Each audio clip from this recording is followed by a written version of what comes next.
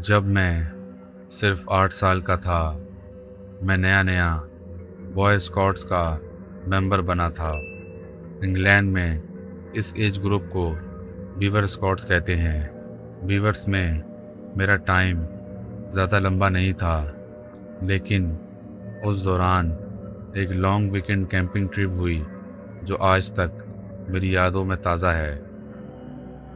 मेरा शहर एक इंडस्ट्रियल टाउन था और उसके बाहर एक छोटा सा नेचर रिजर्व था, जहाँ जंगल, हाइकिंग ट्रेल, मछली पकड़ने के लिए झील और स्कॉट्स के लिए एक लॉज कैंप साइट मौजूद थी। मैं अपनी ब्राइट ब्लू बीवर यूनिफॉर्म और पीली नेकरचीफ पहने बाकी लड़कों के साथ हाइकिंग ट्रेल से गुजरता हुआ कैंप साइट के गेट तक पहुंचा। गेट के दोनों तरफ लकड़ी के टोटेम पोल्स लगे हुए थे, जिन पर कुछ ऐसे चेहरे बने हुए थे जो बाद में मुझे पता चला कि केल्टिक डीटीज थे। वहाँ बहुत सी एक्टिविटीज़ थीं: एडवेंचर्स हाइक्स, बर्ड्स देखना, एकॉन्स और मुख्तलिफ़ किस्म के पत्ते कलेक्ट करना। रात को हम कैंप फायर के गिर्द बैठकर मार्शमेलोस खाते और स्कॉट लीडर हमें डरावनी कहानियाँ सुना रहा था। कुछ दिन बाद एक सुबह मैं बहुत जल्दी उठ गया। लॉज के अंदर अंधेरा था और सारे लड़के अपनी स्लीपिंग बैग्स में सो रहे थे। सुबह ठंडी थी और हमें अडल्ट्स के बगैर बाहर जाने की इजाज़त नहीं थी, लेकिन मुझे बाथरूम की सख्त ज़रूरत थी। मैंने अपनी बीवर यूनिफॉर्म पजामास के ऊपर पहनी हुई थी और चुपचाप बाकी सब के दरमियान से गुजरता हुआ बाहर निकल आया। और तब मैंने कुछ देखा। कैंप साइट के पिकनिक बेंचेस के पास सुबह की खामोशी में एक जानवर, डियर, चल रहा था, जो हमें बीवर्स में येलिंग के नाम से सिखाया गया था। परिंदों की हल्की आवाज़ें और सुबह की ठंडी हवा, सब कुछ बहुत पीसफुल लग रहा था।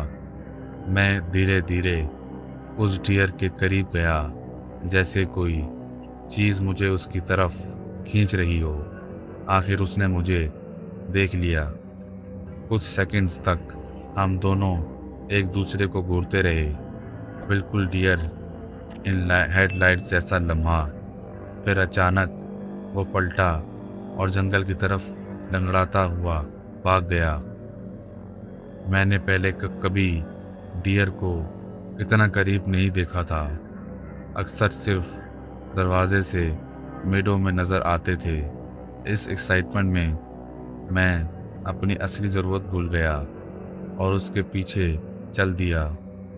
लेकिन जैसे ही मैं कैंप साइट और जंगल के बॉर्डर पर पहुंचा, मेरी नज़र ज़मीन पर पड़ी। वहाँ हूफ प्रिंट्स नहीं, बल्कि गहरी लाल आयरन जैसी बू वाली खून की लकीर थी। सुबह बहुत जल्दी थी और मुझे जंगल में नहीं होना चाहिए था, मगर बचपन की बेफिक्री के साथ मैंने खून का निशान फॉलो करना शुरू कर दिया। अंदर जंगल में जाकर नेटल्स और कांटों के बीच मुझे और सबूत मिले कि वो डियर बहुत बुरी तरह ज़ख्मी था। और फिर मेरे कदम रुक गए।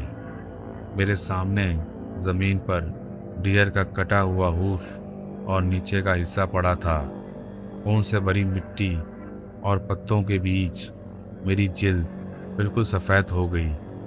ये वही खून का सोर्स था। ऐसी चीज़ किसी भी बच्चे को भाग जाने पर मजबूर कर देनी चाहती है, लेकिन अजीब तौर पर मैं भागा नहीं। मासूम नज़रों से देखता हुआ मुझे जंगल की बेरहमी का अंदाज़ा नहीं था। मैं उस कटे हुए हिस्से को घूरता रहा, जमे हुए ब्लैकबेरी रंग के साथ। और फिर मुझे एक चीज़ दिखी, हड्डी का जॉइंट, जो बिल्कुल गलत तरीके से टूटा हुआ था। ऐसा लग रहा था कि किसी ने उसे उखाड़ा है। ये किसी क्लीन बाइट जैसा नहीं था, बल्कि ज़बरदस्ती उखाड़ा गया था। मैं सोचने लगा, ऐसा कौन इंसान होगा जो इतनी बेरहमी से एक जानवर के साथ ऐसा किया। खून का ट्रेल और कटा हुआ हिस्सा पीछे छोड़कर मैं मज़ीद अंदर गया। पतले दरख्तों और कांटों के बीच से गुजरता हुआ मैं एक छोटी सी क्लियरिंग के एंट्रेंस पर पहुंच गया, और जो मैंने वहां देखा वो चीज़ मेरी पूरी बचपन की ज़िंदगी में मुझे हॉन्ट करती है। अफसोस, आज मैं बता नहीं सकता कि वो क्या चीज़ थी। शायद मैंने उस तस्वीर को अपने जहन के बहुत गहरे कोने में दबा दिया है, और अगर याद भी हो तो शायद मैं अल्फाज में बयान ना कर सकूं। लेकिन इतना मैं यकीन से कह सकता हूं, जो भी उस जंगल में वो चीज़ थी, जो भी मुझे अंदर खींच रही थी, वो बिल्कुल भी एक येलिंग डियर नहीं था।